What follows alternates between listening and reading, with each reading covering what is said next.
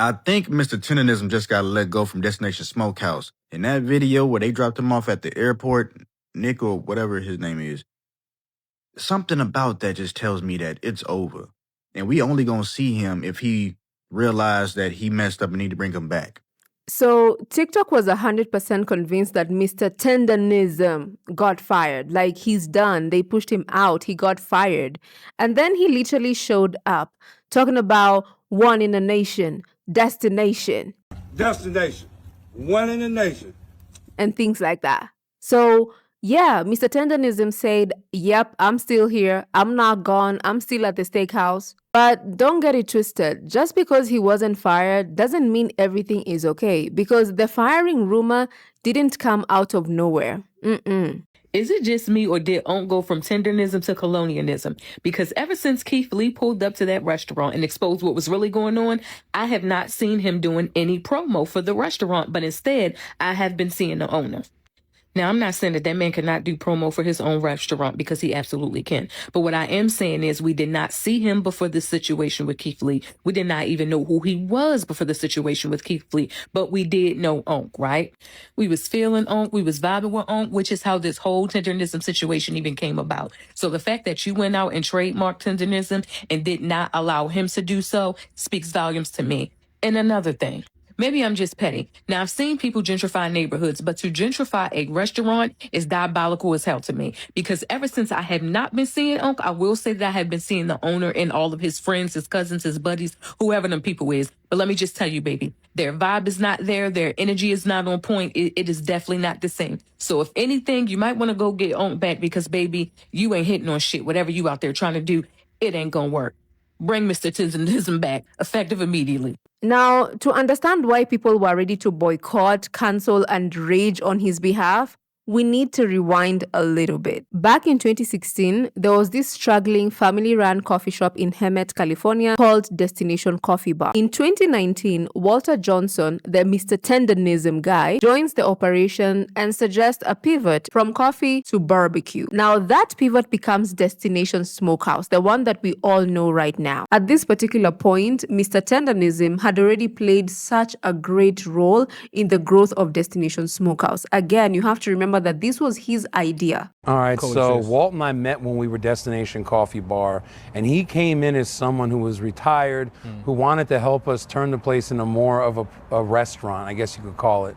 We didn't have a kitchen in there, we still don't, but he was just showing us ways we could be creative. So started off with him making gumbo, then we started adding other little small things, you know, but nothing really too heavy. It was just like a relationship that was building. During COVID, we decided to... So you hear that? So he had a couple dishes that was his, but his job was to make a smokehouse a restaurant. That was Walt's job, and to promote it. So we're getting the truth here, and it's all in the videos from the origin story. Do a barbecue event that was all Walt's idea and ended up being successful. And from that, I wanted to add ribs and chicken to our menu, you know, because, like, again, we're trying to turn this into more of a well-rounded restaurant. So we did that, and it became really successful. But the whole thing of it is, in the dynamic that Walter and I have, Walter never expected for it to be like this. He just was looking for something fun to do on the side.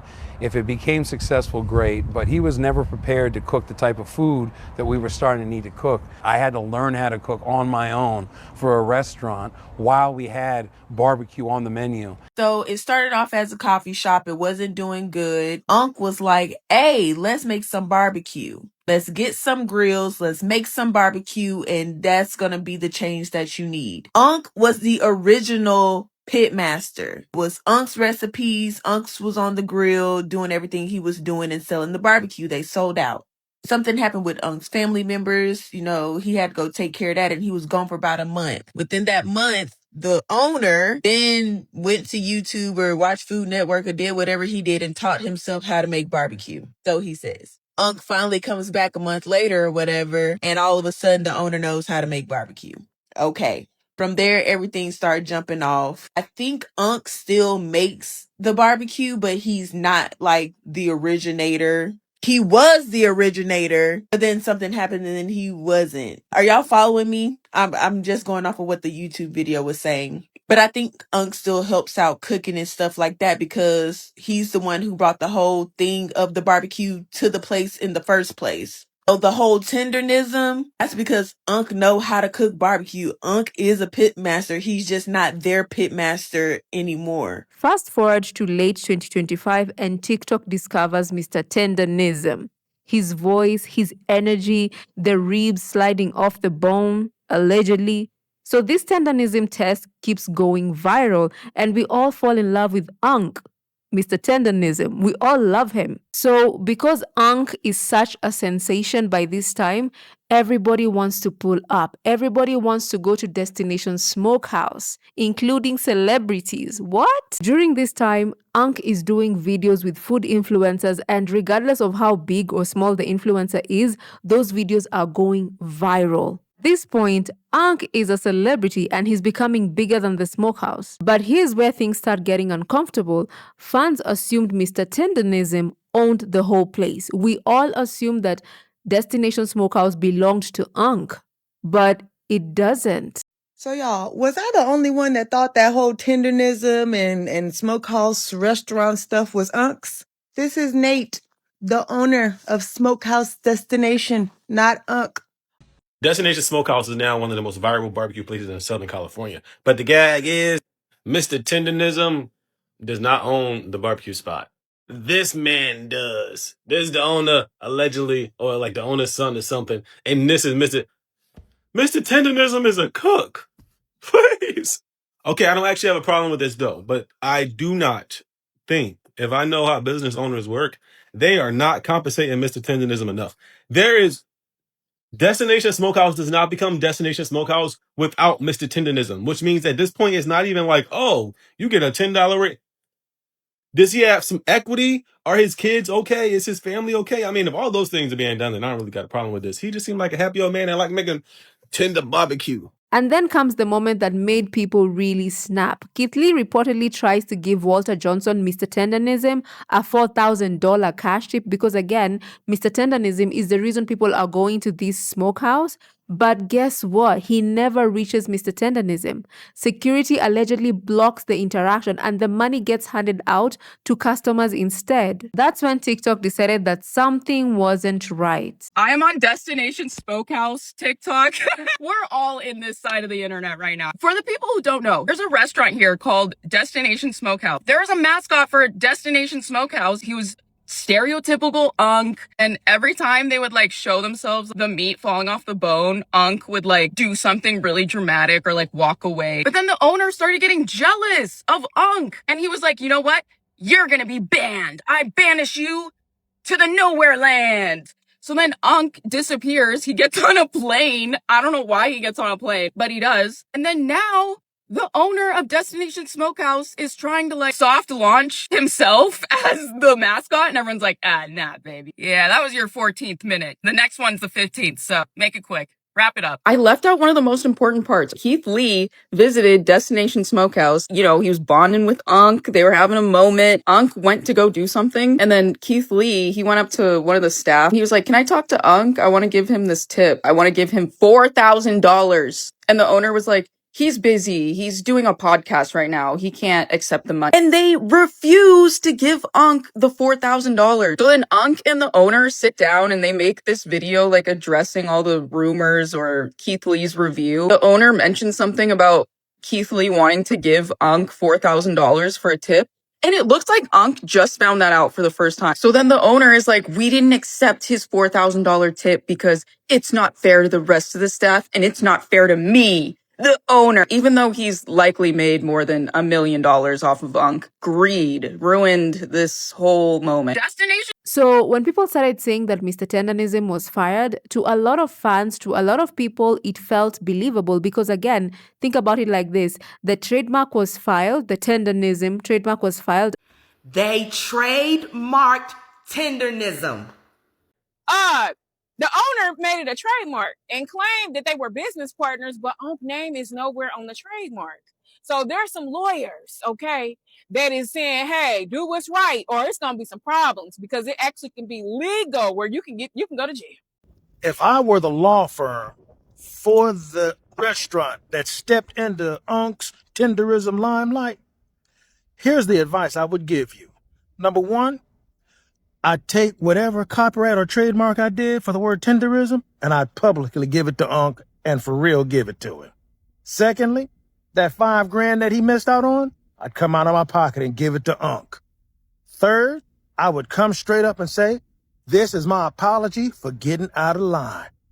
Some people need to realize that they background singers and not lead singers, and then enjoy being within the realm of somebody who is anointed a lot more than you are.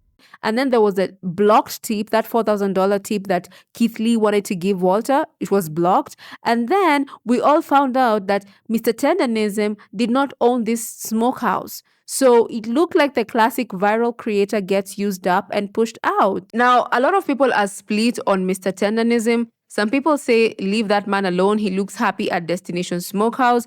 Others are saying, no way, he built this brand and he deserves way more than just being a mascot. And honestly, I see both sides, but I actually agree with the first take. Here's the thing that people are ignoring. Running a business is not easy.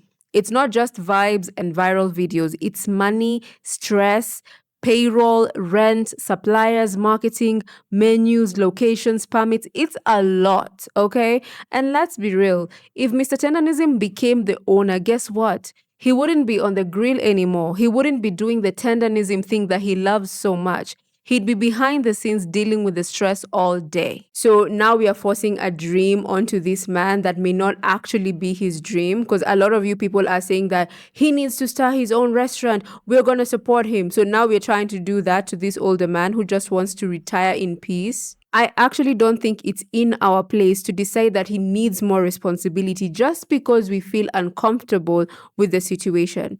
And let's talk about reality. The restaurant business is struggling right now. People online love to say that, you know what, I'll support you, but support online doesn't always translate into people showing up for you, spending money on you, and keeping the business alive. So if Mr. Tendernism wants to stay at Destination Smokehouse and do what he loves, then let that man be at Destination Smokehouse, period. But let's hear what people have to say about this, because at the end of the day, not everybody agrees with me, and that is okay.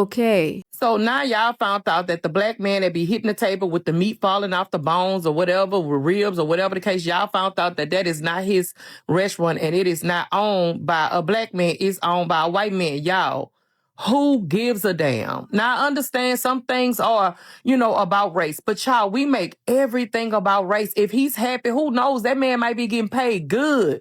Who knows? The people might be taking good care of that man.